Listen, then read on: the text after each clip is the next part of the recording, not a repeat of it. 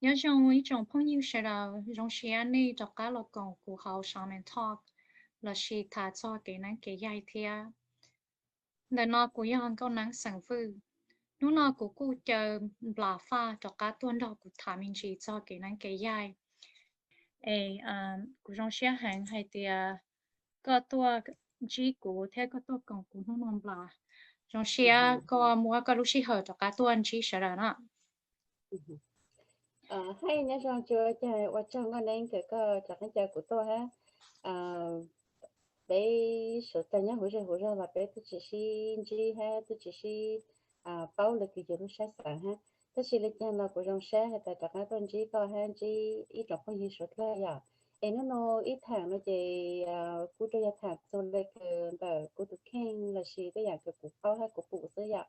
cho có hai tờ chú kế cái yêu sáng này sáng dày là giờ chú kế cái nó nén là mà nè một lần tàu chú học kế hay là một lần tàu dạng thì lên đấy lên nửa bụi dạng lên nửa bao dạng thì nó khó ấy cái cú yêu là mà hà cho ý cái sự thằng nó ha cho cái số thay cái cho anh đạo của tụ khen của chú kế sáng hay cái phụ hay của chú kế của bao xứ mẹ ở trong tàu cái đặc ăn chơi của tôi rồi xe có cho cá tua cú sao rồi có tua nó chỉ có họ biển mình chỉ cho hay thì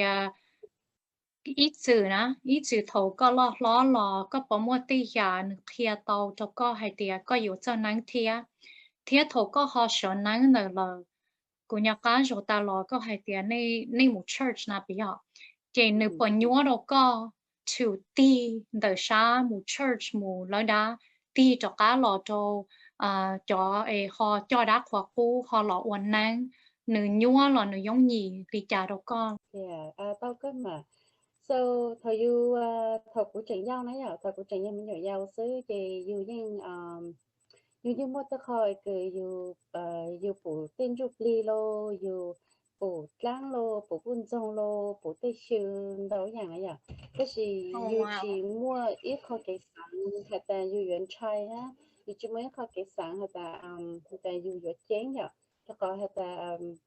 chỉ để thọ cái bé tôi chú rồi tới chờ mình cả nó xong gì chậu nè thì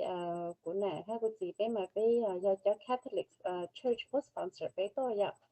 thì bây giờ bé cho sponsor là do cho English family đó thì bé như ý sự một church thì nó mau chú lên cái thời của mình hình gọi xong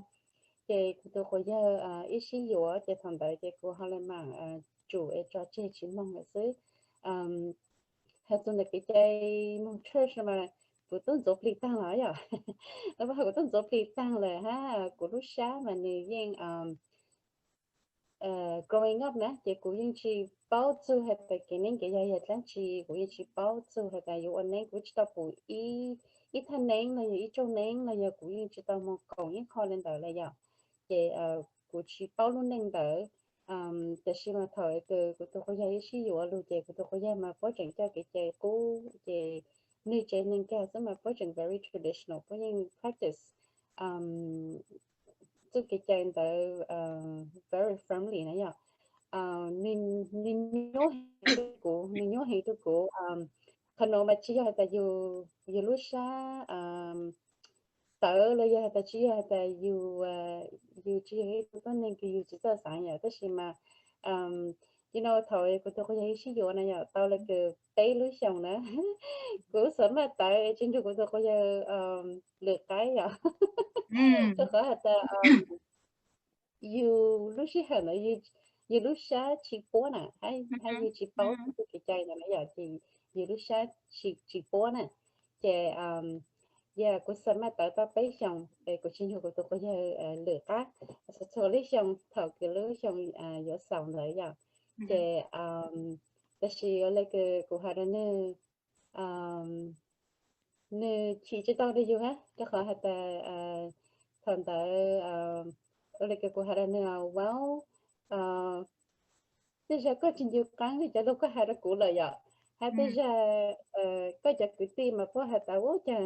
từ nhắn rồi dỗ cho lên đấy giờ sẽ cho lên đấy người ta lùa dục lá như khô lệ này trên cho dù cho tiền cái tài khoa giờ thế của hàng này của tài hey có hai đứa của ta có vô của ấy có là mình được của một church nữa ya. So in a way you feel a little betrayed, you know, you feel a little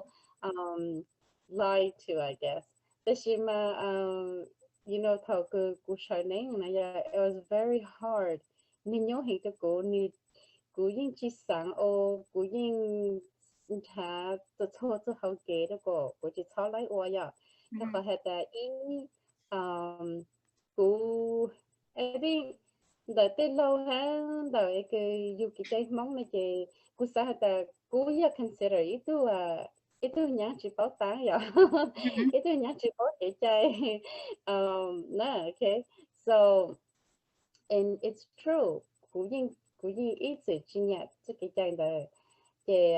cú chỉ sáng cỡ cú chỉ sáng báo này ya cú all just the very minimal cho nó bút chỉ giờ hay cho cú tôi có giờ cú all very minimal gột thao hay là you participate lại hay là you all thế ya so thao thao cú thao hay là cú dùng anh nén này you know it was nếu hay cái như tu sa hàng cho cú tu sa hàng cho cú tôi khen cú tu sa cho cú tôi khen ha cú chỉ hàng ha ở đó cú đi chỉ sản phẩm cho cái này lên nè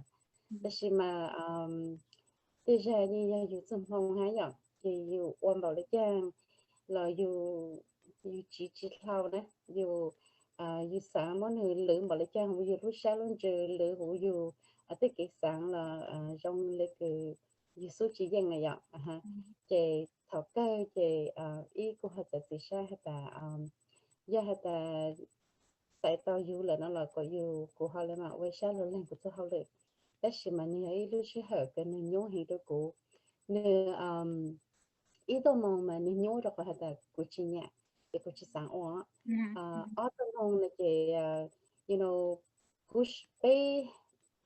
ở cái trong lần này ạแต่mà của sáng là của sáng đó lúc trước họ cái nhưng mà nên đào dạng nè nhưng mà nên đào dạng chị cho cái tí là luật chỉ support you nè okay cho cái tí là luật chỉ support you ha mua nâng đầu từ chính nên cái bé ít sự hay là cho chính nên lao này vậy ấy lúc tôi nên là cái cho bắt cho chồng này vậy là rồi chỉ tao bù hay là you nên chở này vậy thì tôi hay dùng là mua tôi hay phải là mua thì order you nhưng chỉ chọn một chút cái giá sách cho khỏi ta chỉ một ít khó cái chơi cái bán nó có từ là yếu tới cái tí luôn vậy như tôi cũng phụ mình nhớ trong play cho khỏi ta nhớ có gì từ tú nè mà cái gì cái tí bán có okay cái gì cái ít từ thầy nè có một ổn định này vậy thì you tôi thấy có chỗ mà như nhà tại you mong vàng là you tí mua chỉ để you know tại mà đời của tôi có ý mà ít chút một phần đời vậy tôi khỏi ta cái tí là you know tết tư là hay rong mà tết tư là như hay rong hay ta cái đánh trong tủ sợ rồi như hay rong ta ô mình nhá có mua đi nó là rong you know cái trâu xe qua mù ấy sẽ đi trà vậy ta chỉ chả chống mà như nhau cho cái lo chính trị hiếu cái lo hà lo tôi yêu lo ru cú mà cú chỉ chuột thẳng đi chơi đó khỏi ta cú lúc sáng như chỉ chuột xí này nhở ta chỉ mà thầu ấy cái như nhà khoa sáng đó mà lo nhớ tí yêu này thì cái chỉ là do cái lo hà cái lo khai vậy này giờ hả dù có số còn đó dạng này giờ thì của bà nó của tôi có giá này giờ tôi có hai ta người dù họ support thế này giờ thì của bà là người thì người dân tết hậu thì mỗi năm hậu tết thì chia cho số ra tất nhiên cây ra thì nó cũng hạt thẳng tỏi hạt ta ô lên nó này giờ thì lo chỉ trong hạt ta nhám vừa tất nhiên lo hạt ta tốt vừa là chỉ có cái nhắm vừa thì sẽ là tú có vừa là do thì tú chạy tú nó có sâu sâu luôn lì rồi sâu đi có mà trong yêu tên tên luôn nó mà như nó tăng này nè giờ cái gì mà yêu có chỉ sáng đấy chứ so thầu có sợ này thì trong này có thì có bỏ một xí phứ rồi có chỉ mua có họ sợ thì chả có họ thiết sợ tàu nắng rồi thế So thầu ấy nhập khẩu sở thầu ấy nhập khẩu sở nữa nó giờ chơi uh, cũng là hát của chị tu có lên ở lên một lên ha bên mà mình church Indo chơi lễ kỷ ha rồi lễ từ mót cho chơi ạ chơi thầu từ cũng mua có dân đại lễ này chơi họ cũng là hát của chị tu họ tại thị xã chắc là màu chắc cái chặt cũ lại chơi thọ tôi luôn là chơi tôi có lên sáng nên đó gì chơi cũng là lâu anh nên cũng chỉ lâu anh nè chị tôi ra là cứ để trong tập căng luôn để cứ cặp lót của chị trong tập căng luôn đó là chị cụ lên mạng như nó sợ của chị đấy thầu cái cuộc sống của chị nén đã mà tôi ấy cứ nơi tua tàu luôn á em nơi cái nơi able to bridge through này nhở chị ra cũng là cái sức là cái sức sức thọ này thì cái bridge through rồi tại cái của chị nén đây ở đó của hạ tàu đó của dạng cái ni sama communicate tông đồ của tu spirit guardian mà dạ ha chị cũng muaเลยย่อ all episode ละ all episode ในแห้งchị có cảm đợi chị nè bây giờ nuôi hạt ấy à lấy chơi nuôi bây giờ cái tôi sắp tới này dạแต่是mà cũng hay là nuôi hạt nuôi cho ra做到hát hết tàu của lúc ở trong xứแต่是mà nuôi cô chỉ cho cái tôi sắp tới haแต่是 so 做了那弄弄了姐估计寒假还估计到站估路摊的路啊，OK，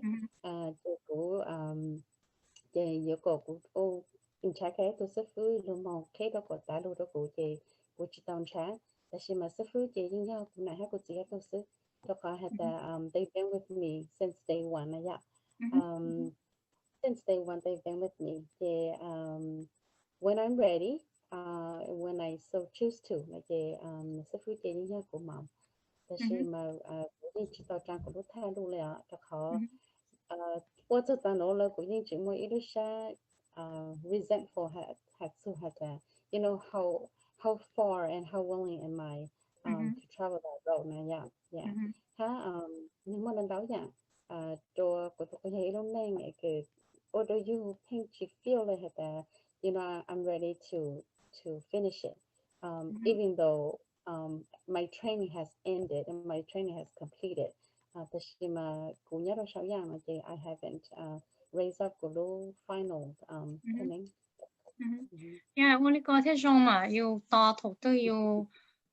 sĩ hợp trong tôi yêu nè thế thủ tư yêu ready cho cho yêu năng lực khi yêu tài yêu mà cho thế trong mà thế yêu tổ sĩ phu cho yêu cho ba yêu thế nè tổ sĩ phu cho nên khó lựa yêu cho yêu khoa rồi yêu thế yêu mua lúa nô đó chỉ là nữ yêu tổ là khi yêu nè chị khó nữa chị you know, it could be your more mentors, your ba your nữa chị cho cháu you chị lợi yo sĩ cứ chị yo lên đầu xem mà. Yeah, chắc có ta yeah lên mới ra thì cũng nãy là thằng vậy. Chị cũng hay là cũng nãy tên nè, đầu tiên là ta của sáng hay ta do lúc xưa hồi là nè. Chị cái tao tôi của này vậy, so cũng là hay là của hay ta mình xài chơi sầu của do của nè. Cho coi hay ta cũng nãy mà yêu nên sẽ mà lại ha, tức là you know nữ mua tay dạng của họ chỉ mua vậy, của họ mua tay dạng cái nữ họ chỉ mua cái này vậy. So cũng là hai đứa cũng ta ôm thầy sợ bây giờ do cụ này giờ thế thì cũng hai đứa cũng là ta hai đứa cũng là ta nói chỉ do như chủ yếu có thứ này tôi có hai ta có cho ấy cứ hai có mỗi cho ấy cứ có mỗi tàu thủ đô cụ này giờ thế thì mà the rest là chỉ của just spirit guardian it's their duties, you know, to do kaguranaya. So a lot of my trainings are directly from Kuja Spirit Guardians. So that's what I was telling my mom. Because you know, mom, I didn't get to thousand. When train had like, I didn't get to what when the time comes, and then có nhớ chủ yếu của tôi sẽ phứ. Rồi có or chỉ là cứ có cái của hai nước sẽ share tao ấy. Whatever extra khăn tới là chân tới thì with your guardian but tôi là cái khai của là it's not necessary hay là you know có gì chúng muốn cho họ rồi đó cũng right because certain things mà like của hai của mom some things it was similar. That some things belong to you, Mhm. just like some things belong to me, and some things belong to dad. And we're not all like identicals, Mhm. we may share similarities, um, but within just the three of us, okay, need more differences, and those differences are our responsibilities to learn and to graduate from our spirit guardians. So it was a very insightful conversation. I don't know if Matt had mine. Yes. Yeah, thì do có nhiều papa có thiết sở tông này có sở năng chăng rồi nè, chỉ có những Mhm. do tụ ba yêu chỉ do tụ sĩ phứ họ họ yêu cầu yêu con journey nè, nhưng yêu cho Yeah. anh thì yêu sẽ yêu cho năng yêu cho lọt thì yêu and cho thứ tỷ là chỉ qua lấy tụ sĩ phứ qua thế nào, nếu sĩ giàu thế. So yeah, that's very interesting. Có họ bỏ hay thì cóวันนั้นนะหนูหอบปวดเจอจอยอีจืออยู่เป้าหลอจอยนั่งจือจ้องนั่งจือใช่นะก็หอบปอให้เดียก็หอบวัดเจอลีจานเดอเลยนะเออแล้วปออยู่เลยเทียบกันสาให้เดียโอ้เชยอยู่วือเลยล่ออยู่หอวัดเช้าลีเทียว่าวือย่าเลยหนูยิ่งมั่วลีนอหนูยิ่งมั่วลีนอไปขอ community นะมีเลยชิตอปอด้วยเท่านะ so what do you see Yeah. that is different that makes them make comments like that Yeah. Yeah. Cô chị cô chị ta tao nãy giờ cho khỏi ta cho cho này cho chính giải để phụ chạy giờ nãy giờ ấy lo ít sự quan đến bên đấy luôn là nè mà như chị ấy khỏi cái số là mất thẳng này giờ như Mhm. chị ấy khỏi cái số là bao nhiêu hả thì giờ như chị thẳng là chỉ mới từ nung á nãy giờ so Yeah. như ấy khỏi cái như chị số thẳng bây giờ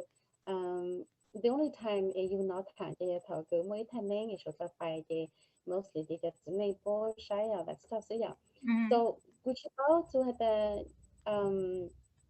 你说来讲呢呀，但是嘛当那个一条 comments 那个不还还多个多个样那呀，mà bố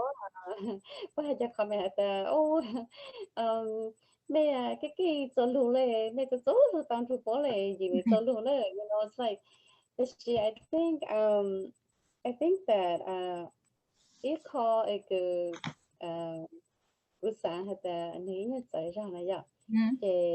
chỉ là ta dẫn là dùng hết dẫn là luôn tất nhiên mà bữa sáng hay ta sẽ cho tự nhiên này nè thì nếu như Mhm. mỗi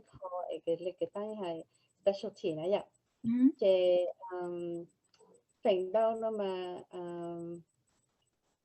cho nên cái yêu phụ yêu giả phụ ít chữ ô yêu phụ phụ ô mà phụ ô là cái mốt chữ này à phụ mốt chữ này à Mhm. thì hộp cũ nó mà của nó sai cơ đó cái của nó mà của nó sai cơ ha hết chúng ta lên đó là I think bố phụ tao hay tại you mua khó cái you communicate tao directly due to Mhm. different entities Mhm. okay thì khả năng nhưเขาตัว criticize hay là số người phụ trách là chính trị nè Yeah, mà.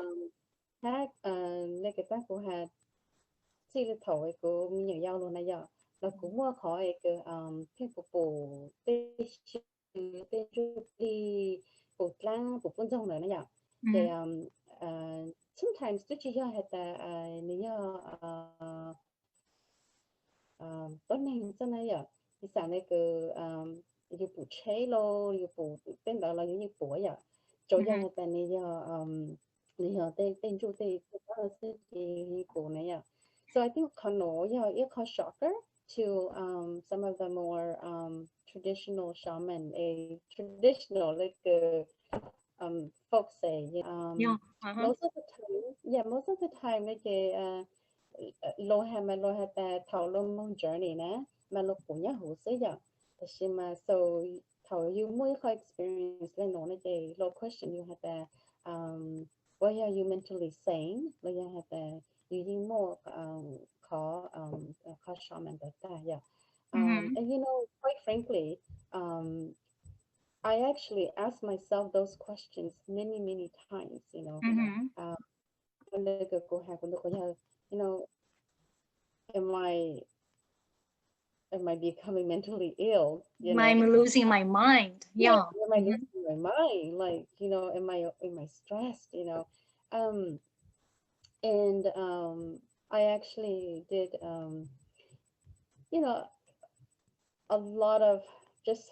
reading. Yeah, just different readings on mental health issue, just in case I was mentally become Mm-hmm. mentally ill. But that's not the case. You know, that's not the case. Mm-hmm. Uh, there come to a point where uh, cô hai đâu của tôi có nhà này nhà của tôi hey you know what có chỉ need to share cho nó đâu có cho cái tin này nhá because có gì share nè là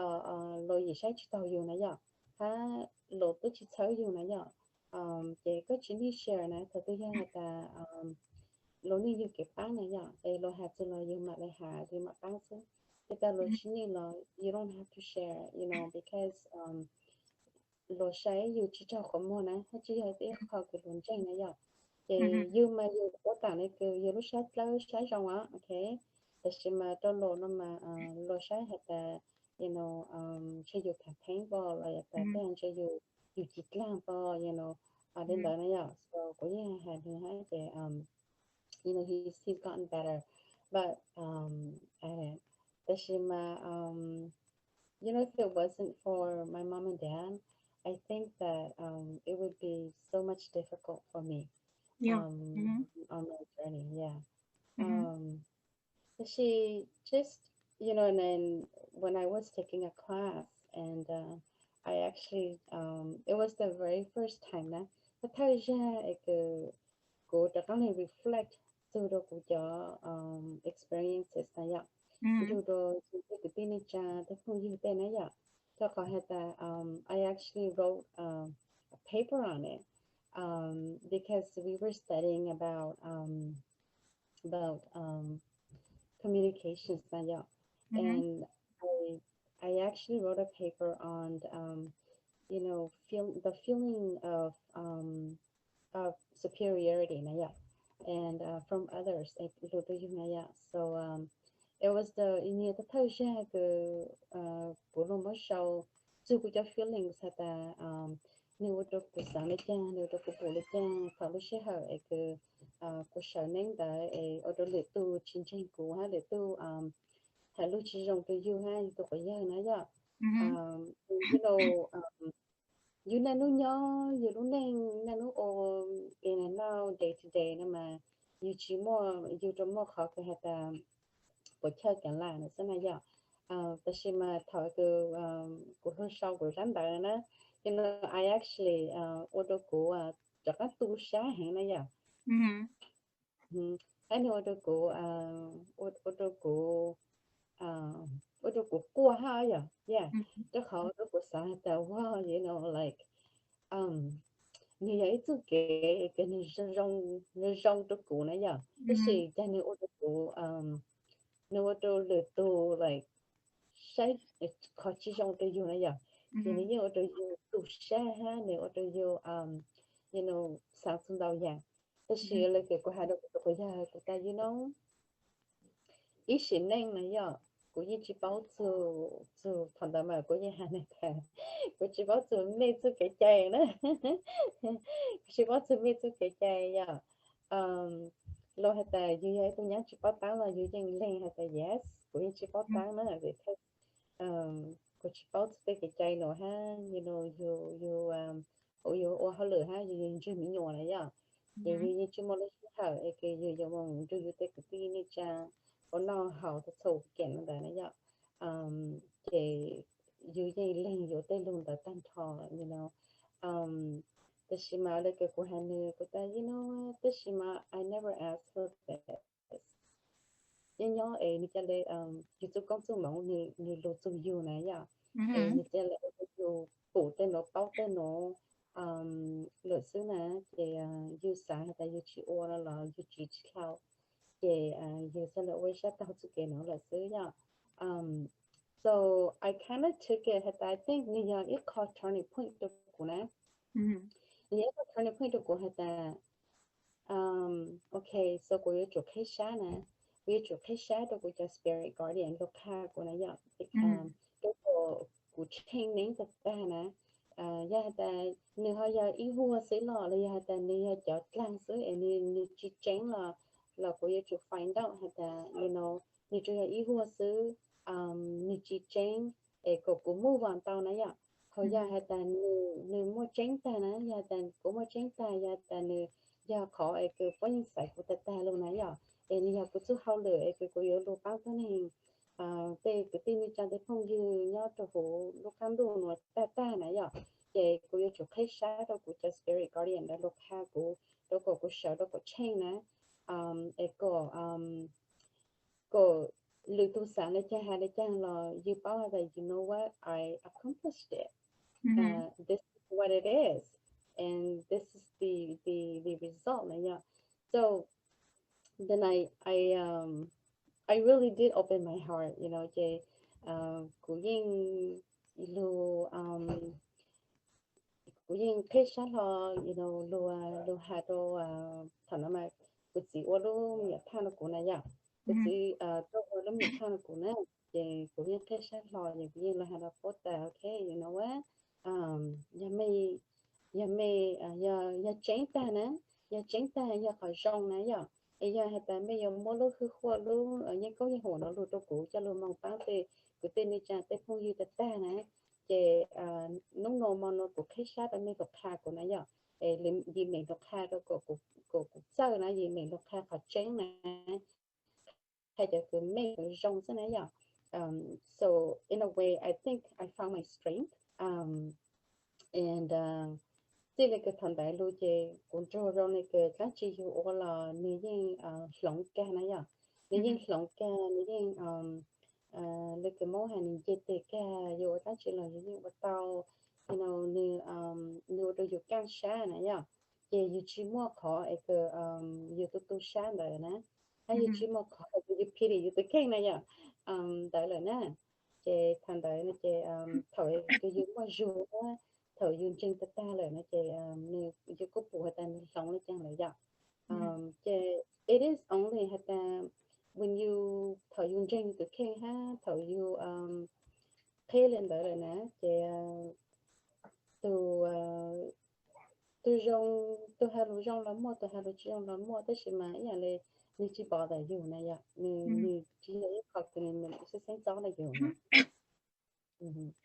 nhưng mà và li bà ta có hay nè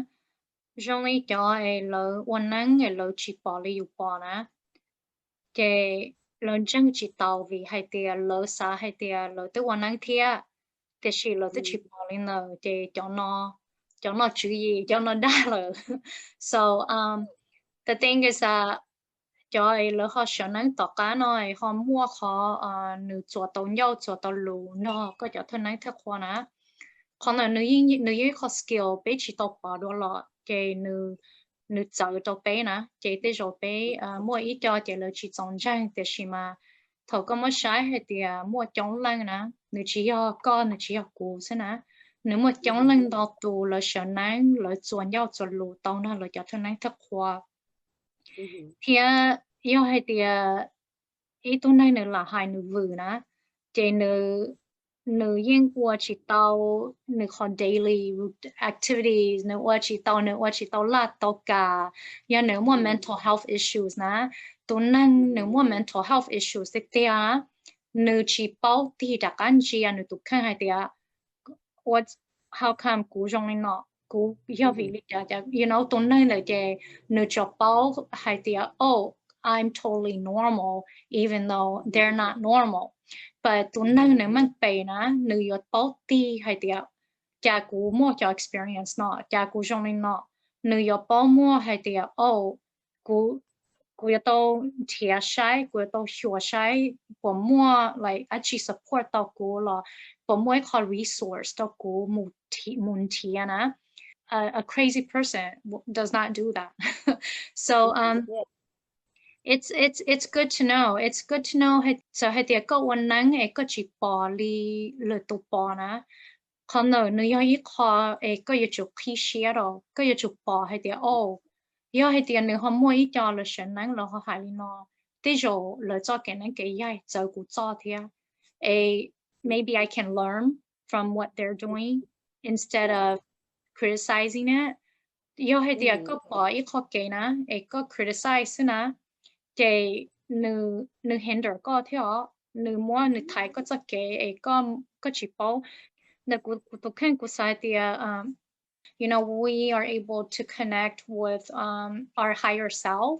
and also nữ mua ít cho kể na, cho bé sầu đầu na, bé sầu đầu mù chua tao na,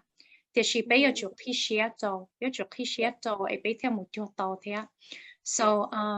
it's good to know that, you know, there are other people sharing our experiences. But my parents did think I was crazy.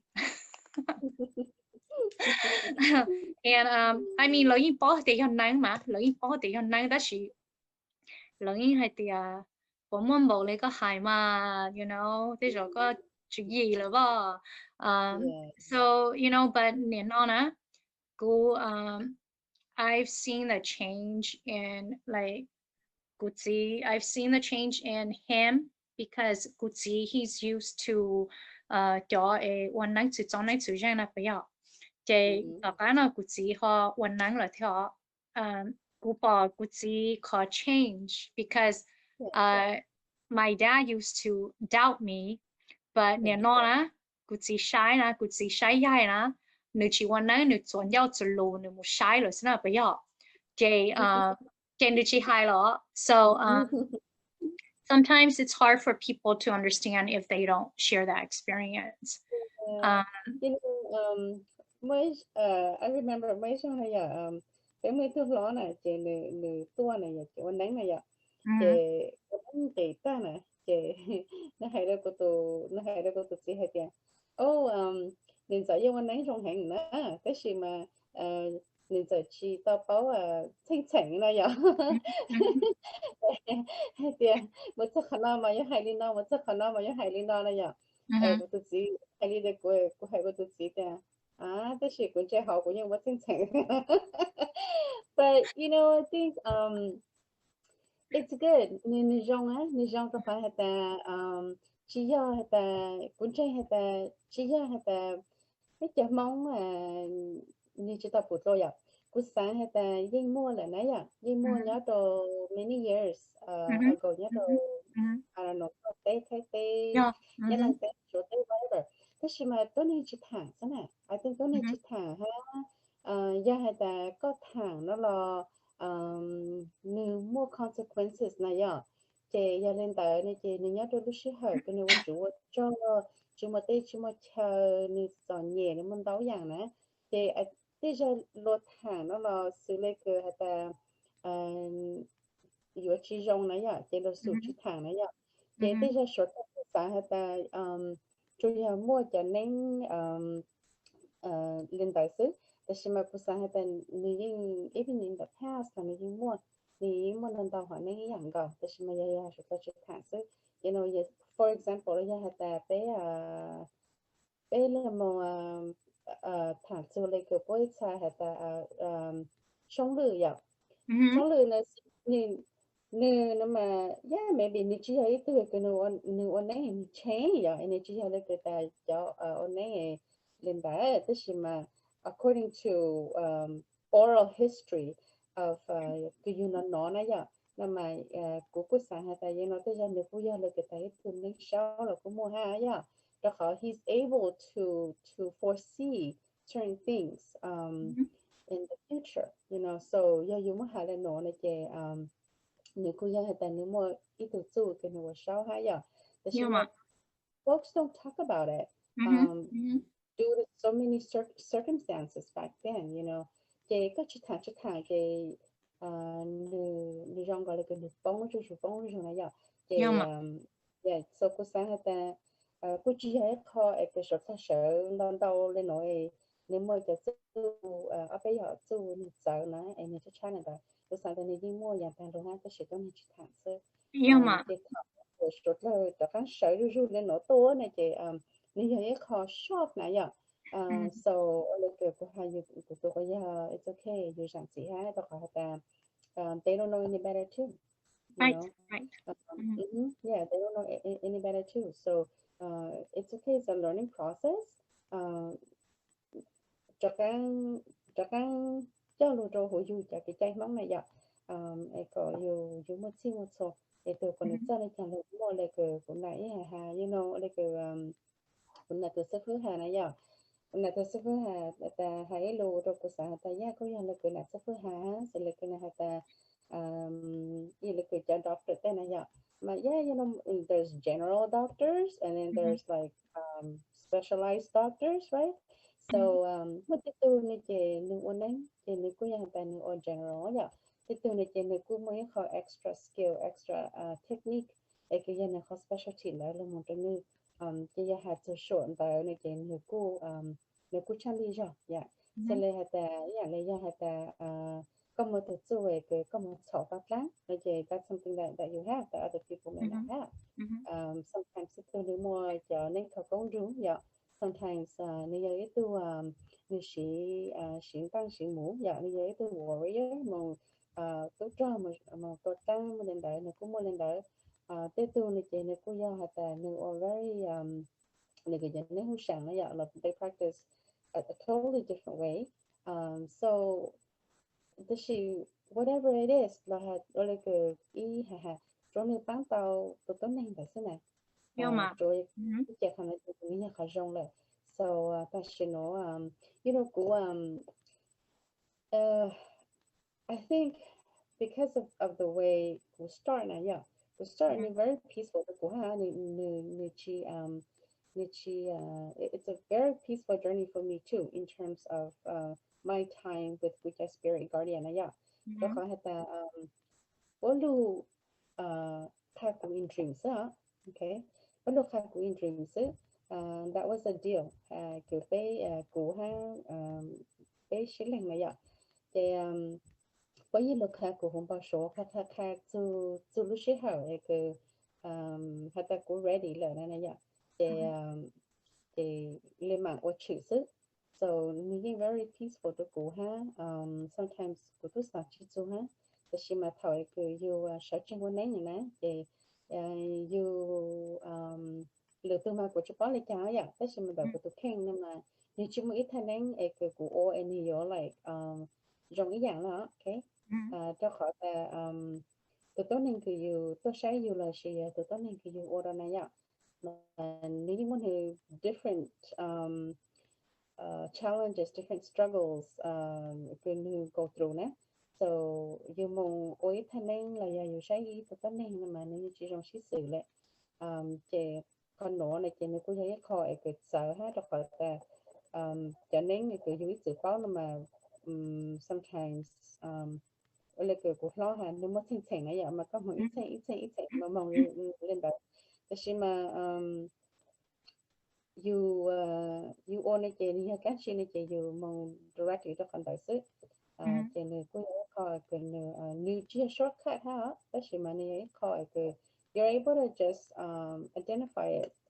quicker and there's a faster way for you to get there you know right yeah cũng như mình có thêm mà ý là đi của chị một sai lỡ sức bây giờ chị thầu của sở này là chị của chị là phân dự của thế phân hai thì của yêu chủ ở trở chất thành của yêu chủ ở lên nó bây giờ chị phân mua conflict na bây giờ chị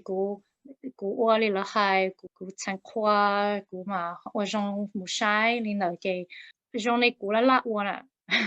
trong này nó xí hở nè của feel if I don't have to do that why do I have to do it you know because now của mà tôi năng để trả lời nó của mà một cái chỗ mà của yêu tôi chân sống mong nữa I can do it for 5-6 hours cáiแต่是嘛照顾呢透过呢那顾去包还得是很头能到了呢 I feel like there's a disconnect between the time giống như yêu năng này tôi chỉ tao gì mua chỉ tao sống mong nè chả ít biết thổi dùng người năng loại từ đấy lên là bây giờ chỉ có thể sai để cho năng nó tao là chỉ sai của tao là chỉ sai của vấn đề thao hết rồi nên phần có của yêu chủ ở trở chất thành là chỉ của trở chất thành thì nó hai dạng đấy cho của là bây giờ so if you're able to do it, a cái chỉ qua đầu kia li tụ chất chẳng li nè, a cái sai mù, cái sai bỏ nè, thì có thể nó có khó trong nó có quicker method cho you nè. Họ cú li thì I'm kind of stuck with it because thầu bí thì cú chỉ qua li nè bây giờ thì cú phân trâu you qua thế nào bây giờ, thì cú phân qua li nè lo rồi thì nó become cú khó routine rồi nè, thì giờ cú ăn nắng nè, giờ cú giàu cho chú ăn nắng, thì cú y qua trở chất chẳng li nè một,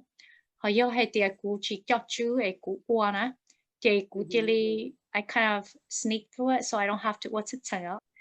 tụi you bảo tụi chất chẳng như trong thế đó chỉ mà giờ hay thì mua if you don't need to use it, thì nữ ba you ấy có you lúc xí hở nữ cho xin non đó nè. Thế lý có hay you chỉ hay thì you trong ý à tại lý nè, nhớ có sai thì rồi sẽ tụi này nè trong lý cha sometimes you encounter things, thì you chỉ lý mù you ít khó là lo, you chỉ lý mù you khó to là lo, thì yeah, some that happens so. Like for me mà cú anh day thì là phân hai cú thì cú anh day thâu rồi I need to speed it up có bỏ hay thì yêu anh nắng nè nữ bỏ mỗi con moment where con dọc cá hay thì that was like an eye opener or a scary moment for you or nữ yêu ít khỏi cho con nè. Do you have a moment like that? So part of call của tu husband and kind of relate to me tao có lúc thay lo này ya mà đó thì lifestyle nè ni chỉ permit you to một bali you biết sao này ya where they even small husband thì we keep it small, and if folks want to come they're more than welcome to come. Shima for us le te phong ji te cái tin cha te lo ha sa ko yu mu ro ta lo ba lo che na ya la ma we kind of took a lot of things into account ya, and so we just kind of felt like we are in a time in our life where we can't do that yet, cho khó thì mà sẽ mà mua thế nào ya hay thì đôi chỉ hay là cái liệu ya lo hay thì we make the effort to try to make it happen, actually a lot of it I will share this, and this is that's normal, I can talk about it. But at the moment when I was in there I was and it is still one of the most fearful moment of Txoj Kev you to husha na ya no you chủ kinh ý ya li tu chỉ nén này ya tu chỉ nén tu tư mà ni chủ một tư này ya tu chỉ nén mà that person have to be as knowledgeable li tu chỉ nén này ya there was a time where I was in trance, and I didn't know that it was possible. It was only till after call it's possible. But so there was a miscommunication between with the spirit guide, right? And my husband out here. And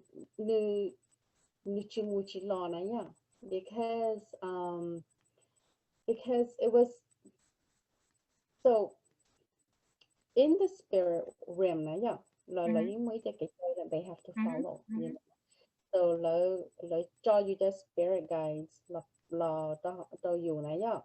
là you muốn lấy cho chạy này, như là you muốn giữ cho chạy, giá đồ sau này là you muốn giữ cho chạy, yeah. So this particular time, there was a miscommunication because for some reason,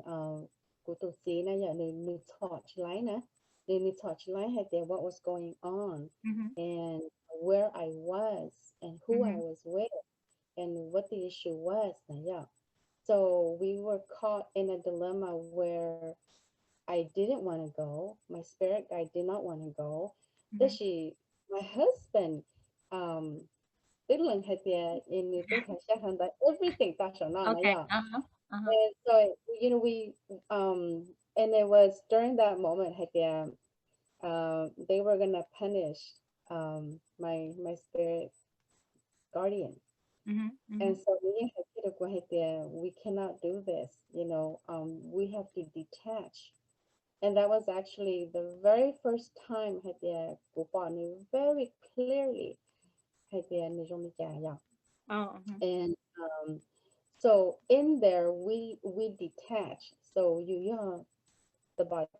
hosts, right? Mhm. Mhm. Near the spirit. So we detached in there, and I was able to see him,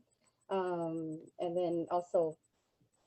the nine different kingdoms and Mhm. the guardians of the gods of the nine different kingdoms. Mhm. Um, and mình hay cái điều hay là có gì chủ tập thổi chủ tập bè yeah. So I did. I got on Mhm. my knees. I crawl. I asked for forgiveness. Mhm. And so did he. Um, so we were able to um, prevail that coincident there. Mhm. But as I journeyed back, na yeah, I was in tears. And I think when I was in there, Mhm. thì cô pay shut don't know, right? Mhm. Uh, and my husband was lost. He didn't know what was going on. Mhm. Um, Mhm. when I came back, I told him, I was in tears. I was scared, and I didn't talk to him for like a couple of weeks. Why then I go there, she bought there, go wanna know. Um I don't know if it's me or I don't know if it's my spirit guardian. But Mhm. Shima Mhm. still wanna talk to you now, Mhm. So we Mhm. didn't talk for weeks, until I was able to run car process through Kulummaina, yeah. And Mhm. I go track at the, what happened, what went wrong, and then especially at the how intelligent with the spirit guardian was had the Mhm. uh new role mà to protect yeah. Mhm. That you protect me 100%, and they protect you to see 100%. And then, of course, I thought about like how it would be like in my husband's shoe, and so that was a very fearful name for me in that time. And the Shima, I also learned a lot. I learned that they can detach for you the situation, Mhm. and they are there to protect you Mhm. um, at all costs, Mhm. So, panoro ko, siya lo uh, kuya chu, kuya chu serve new well, yeah, right? Because you serve go very well, Mhm. um, and so the order cooking chai yeah, order cooking chỉ được có tự tao up and down day long thế này. But she Yeah. I learned from it too. Mhm. Mhm. And of course he learned from it. And we yêu ở ít thanh thứ ta mà yêu những món lúc học là một debrief này ạ. Oh, Rồi that's một hạt good. Mhm. you nó you có nó chia and ở nhà đi nó nửa lần nửa half feel đi nó things like that because the episode where Sifu was able to communicate with my spirit guardian. I Mhm. actually just blacked out and niya ko to spirit guardian ni take over gulo body listen yeah. Mhm. Mhm. And I actually don't remember what I did, what I said. So yeah, only afterwards and ko to see ni thế cũng nè thế nhiều cái đó lo hay để you hay đéo you know lúc trước nó this is what you did, this is what you Mhm. said, you know, and but like I don't remember any of it. Mhm. I don't. So I think that you do for sure and new responsibility is just as great and as dangerous as you doing, you know. Yeah mà, yeah mà. And so since that since coincident that chị nữ duyên broke cái lửa thế Yeah. Um, yeah, có hai lý coi nữ nữ do mà là từ từ hư sợ nó nữ cho họ lựa chọn chẳng hạn ó vì hay tiệt do nữ chỉ có dùng hư con nữ chỉ có dùng sai con á trên có một tấm này đâu tụ chính này nè so it's really important for tụ hư sợ to know what he's doing là chỉ có dùng wrong là chỉ là they like for me, you know, my dad helps me and my son has been helping me, but they don't realize the consequences of, you know, they don't realize the spiritual consequences. So, I mean, I feel like Tolo, when they kind of, you know, let you down on some stuff, sure you have to chỉ lo you cho năng nó yeah they rồi you chỉ thế để xí mà cho năng nó they feel alarmed by it so lỡ yên lon đó you chỉ tôi năng nó chỉ you ý chỉ sao mình gì thế à so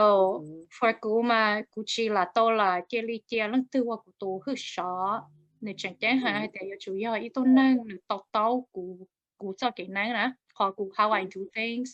thế you chủ yếu ý tôi năng that you can rely on. I wanted to also ask you, Hatia, Toga make you see things, you have visions. Did you have like physical health problems of other sorts? you know you mom you don't think about it, right? Mm-hmm. Because you don't associate it with anything spiritual. Right. Tashima unja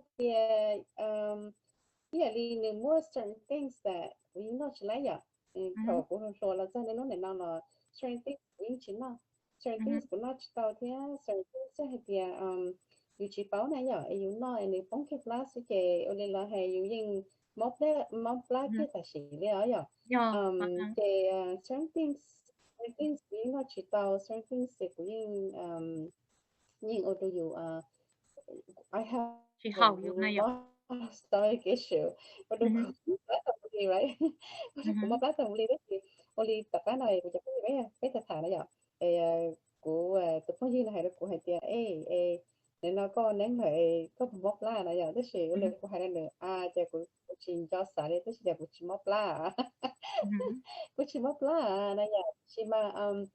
I think của physical nằm illness and it would have gone down maybe my stomach. That she Mm-hmm. toned down you know nửa khó ấy cứ nửa đó cũ nửa đó cũ xì này ya nửa đó cũ tôi nên gọi của xì like I would get depressed Mm-hmm. for nothing. You know, Mm-hmm. like nửa đó có khó xia, you know nửa đó actually vậy tôi nên xì usually chỉ mua lúc giờ từ lên tới cuộc sống vậy cũng mua something major cũng go through cũng suffer no cũng chỉ mua khăn đấy Mm-hmm. chỉ mà nếu đó cũng như tôi nên cũng sẽ chỉ cho tù nếu đó you Yeah. cautious like it doesn't make me crazy thế chỉ mà Mm-hmm. nếu đó you cautious này à Yeah. Mm-hmm.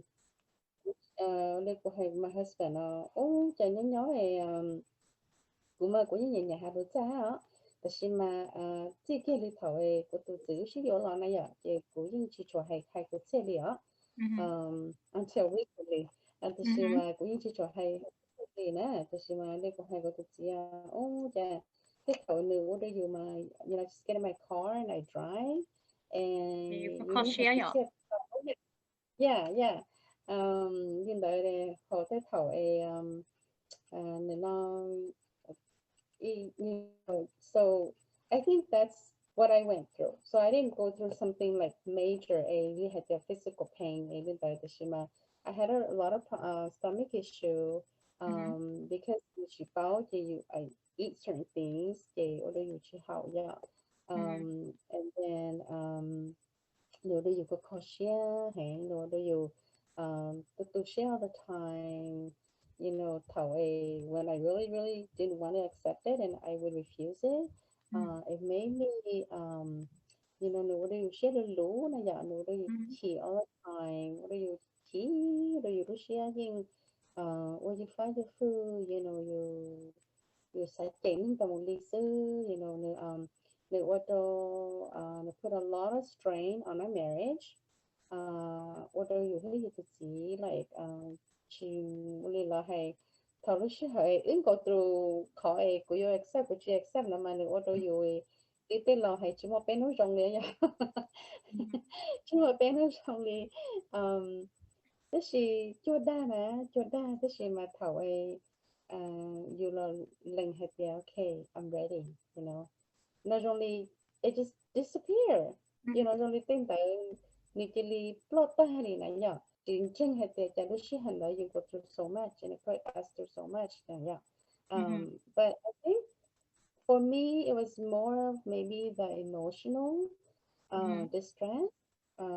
than physical you know right. 'Cause, yeah once the idea had that you know I may have some kind of like shaman stuff now yeah like I began to like start monitoring my food intake now yeah like you know my stomach got better so you found that okay that's something that you can control you know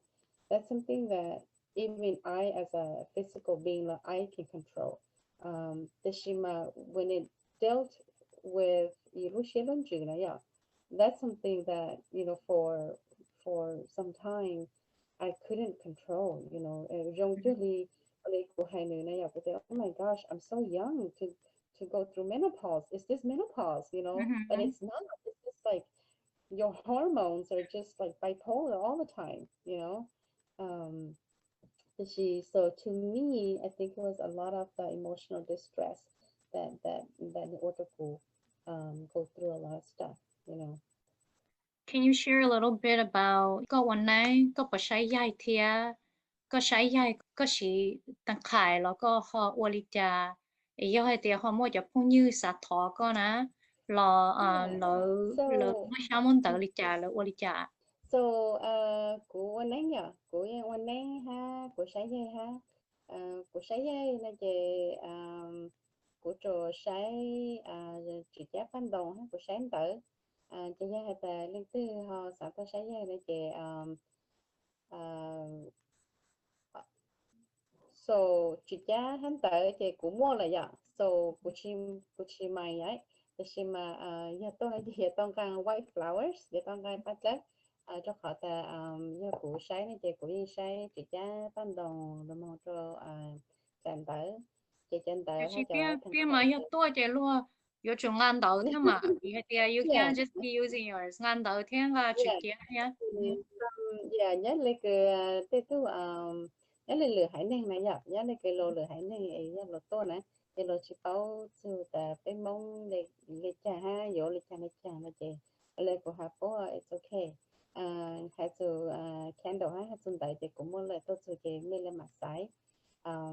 ta chỉ mà mới tăng cấp tăng tôi ạ cái phần đấy là của sáng lên đấy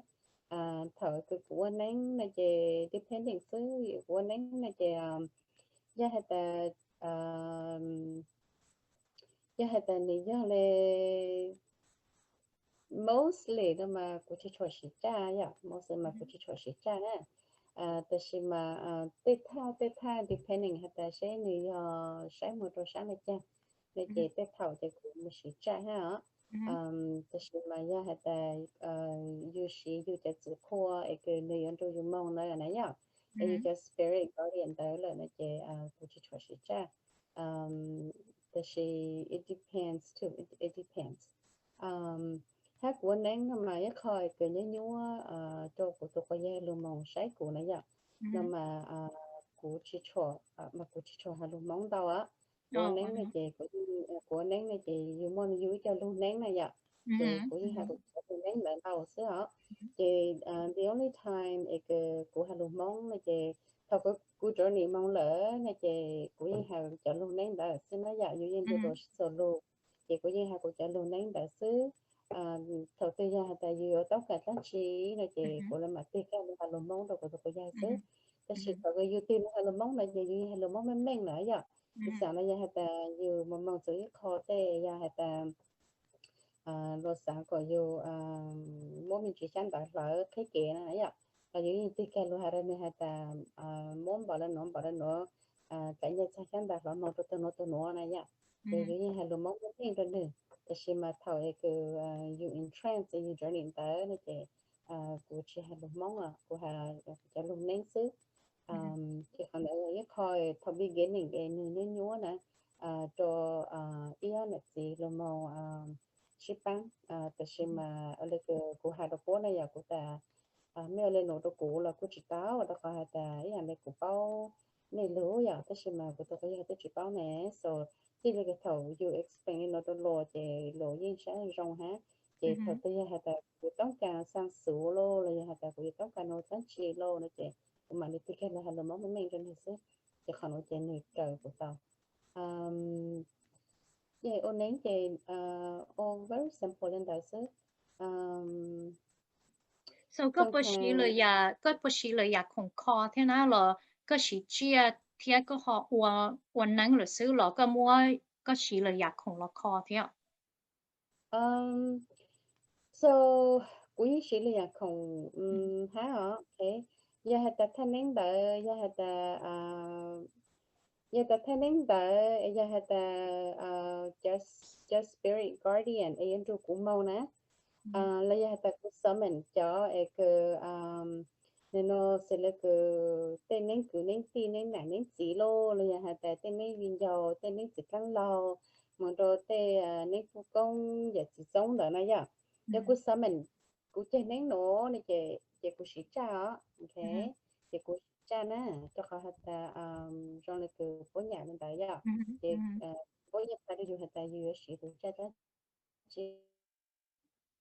cha của lông xã mình giờ ta dùng sách cái này giờ ta chọn tờ chỉ là lô hậu lửa này giờ thì giờ ta của xã mình bao đây cái dù trên nén số này giờ cái gì của chỉ trả giờ chỉ của chỉ trả cho họ ta bố mà có chuyện nhà chỉ trả giờ thì giờ ta dùng xã mình bao hay ta trên đó giờ chế cái sự khô cái những đồ dùng mong ấy thật là có táo rồi nè thì dù ở trở lên đó lợi này thì bố của dù ở trang trí thì dù sĩ trang trí sư thì phần tàu thì của sự nâng tờ nó mà nữ sĩ tờ tàu này ạ ý là cái chân trust paper này ạ cho cả tên này nhật sai sáng tờ thế này ạ thì bố mà có nhà hay ta ý là cái mua trang trí nè thì có một khu được trong mong xứ có phụ chỉ có tờ có phụ chỉ có khu chỉ có khu mong xứ nhở so you had thanh niên từ you had for summon của cho spirit guide from car area car arena đến cho cũng mong là chị của nhà sĩ cho nhà sai chán tờ nó chị của xin bạn đọc you had you or to summon to like another one yeah depending hata shay yani na kachi so it all depends hata shay kuche koneng te che ke yon tu cũng mong nè e pe giờ do mong you tăng determine that thầu bình kiện này nó yeah lý có 有 sai tụi này nó thì yeah có họ bỏ hay thì có 有 护指灯 nó có một I do. Iya like ya hata itu LinkedIn na ya. Ya hata New York sa ha ko ko shai na ya. Te the minute na hata na sang ko shai na ya. Te ko chỉ con da ni yin sợ ka. Trong gọi là cái ni yin bao da ya ni lo ho le na. Te ni yin sợ ka na ya. Te yu yin po ka bao ka hata okay. Te chỉ nói ya chỉ ko yo shi na ya. Te ya chỉ nói ya chỉ ko yo shi ni te nếu như hạt có ôm mà có sẽ lên nó này ạ thì nhiều sa bóc hay rồi có lên lại hạt con ba này nó to á này này ạ ha so giờ hạt trong gọi là cái they're with me. So when bọn nó tới hình tôi thỏ vô này giờ chị đang gọi là cái they know that hey that's your job like that's your job này giờ cho nên sẽ cho nên order you bảo là okay this is who's gonna go with you and this is what they need to do this is whatever này giờ cho nên khai chị sẽ là bảo khai được tụi nên vậy chị ôn đến chị lên đó hồi giờ ta thầu sáng dây lỡ này chị chủ yếu là cái phát của hàng đại sứ mong lên đại sứ so in all honesty của chị chùa sĩ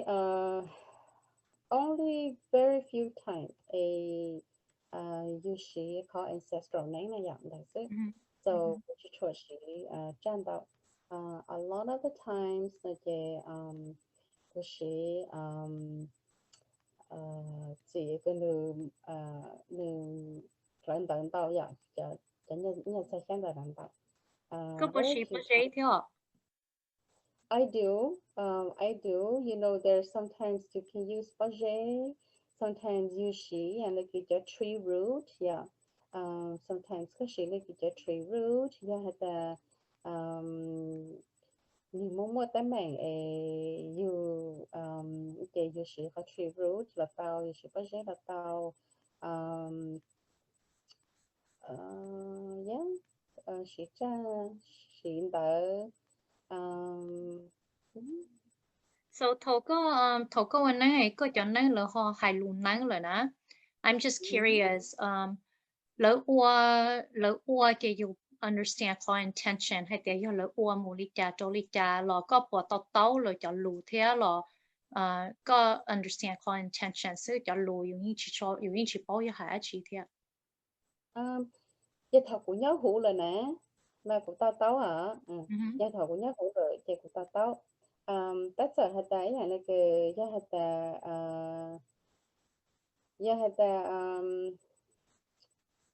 hạt cuốn chỉ lựa tụi tốt nên này giờ gia hạt bố môi cho luôn nén nè bố chỉ tao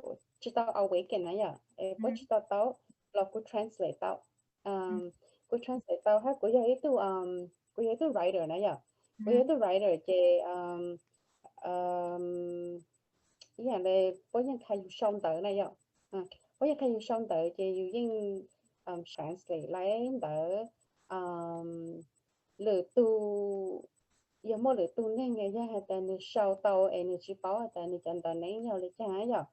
là for some reason I'm able to translate it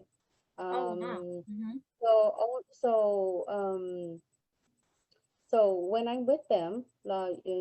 you tao cái thời gian rồi hay là you trong gọi là you one of them mà nãy giờ chỉ you tao hồi nhớ có sau nổ là do hạt do hạt nếu mua tới tụi này người ta nên chỉ bảo lần tới là for some reason I can interpret and I can translate it I don't know whyแต่ใช่มาyeah mấy tu client này yeah she writes a lot như tu guide mà thiên trong đó này yeahแต่ใช่มาshe cannot make sense of it and show cô understand cô read out not necessarily hay tia ý là cho họ push characters này yeah chị như tuần tới tê ha của tuần tới tê mà shit sợ của tuần tới tê mà nếu như trong cái là cái cho Chinese character for say á yeah còn như tuần tới tê nè mà dòng có một sai nè mà it looks more like Korean characters okayแต่ใช่mà thế anh chị do chọn luôn đợi là thấy chọn đợi là chị nhận tao là ra để trang nó dọc chị cũng nhận tao thì chọn đợi đến được. So you can read the meaning like call intention hay để cho luôn nó một bề hay đi nó. Yeah. That's interesting. That's cố li mà cố show thế đó mà cố chỉ cho show character, cố show line, cố show mô linh đó, cố show so it's nhiều show nhiều dấu thế. So it's interesting. Cố bảo này show mà cố sai tiền này show đó rong gạo nó, cố li mà cố chọn đó simple so the shima I guess nhiều mua nhiều họ nên là họ language na thì nhiều hay nhiều ý là thế na. I appreciate you coming today. Lần đầu của thảm mình chỉ cho cái này cái gì thì trong này yêu lo thả na cái nếu muốn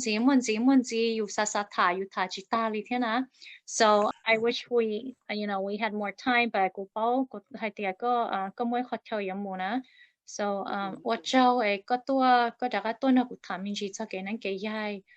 個幫我錄一次做咗 audience. Do you have any last words? Cũng chỉ mua hết cho nhà ta có số tiền nó cái nó giống xí là cái hai giờ ta nó nói thằng ta nâng tàu giảng là lo nhà ta có thể họ nhà nó là họ khởi họ chỉ nhà nó là sáu sáu sáng này kia lựa ra tới mà nó thằng giống xí chỉ mua chứ chỉ mua cho là họ thiệt cái ba là họ chỉ mua tù là họ ba tàu là na là thọ có nó có bộ willing to ba là thì bán tàu bán cho cha này à ta sẽ lấy cái tay ta thảo rồi lấy dù chủ yếu là ta số ta thử thử chỉ chỗ nhá chế xứ ta chỉ ta lấy chỉ hỏi số ta nhớ là chế bán mà như cho cha nhà ta lên tới họ sáng hạt ta mà ta nhà ta chỉ sáng nô lô lấy hạt ta sáng just talk kìa thằng đó có tao đó có số ta mới cái tao có ví dụ cái sáng nó còn được sáng play là nhà ta có yếu sát sáng nó sẽ là cho cuộc thằng nó như tao cũng như sáng này chăng cái chị cũng chỉ chuẩn giải phòng với cha tôi khỏi thấy cho tôi nó tao này hả nhà tôi number của chị nhưng mà cái gì mà của lấy à đi có thế mà cái gì mà hai mình nhiều là bao nhiêu phòng cho mà có sĩ tâm một lời gì dù cái gì mà leave me a message của tôi nhà ta hôm nay nhà ta cũng chỉ không giải nó là leave me a message text cho khỏi trong chat nhở cho khỏi text thì có tại các chuyên gia là ý chỉ có những phụ nữa thì như hai trăm lần tại thì sáu và sách thế cũng như chia sẻ cho đây là tại nên từ họ xã tại tống càng cho thẳng sẽ đi cho nó là that's fine từ tôi cũng là tao nên nó nhà ta không bao nhiêu từ nó là you can give them my Facebook and they can message me message with your Facebook they will make that that's no problem. Thank you Bla for joining me today. Okay, bye everybody. Bye em xin chích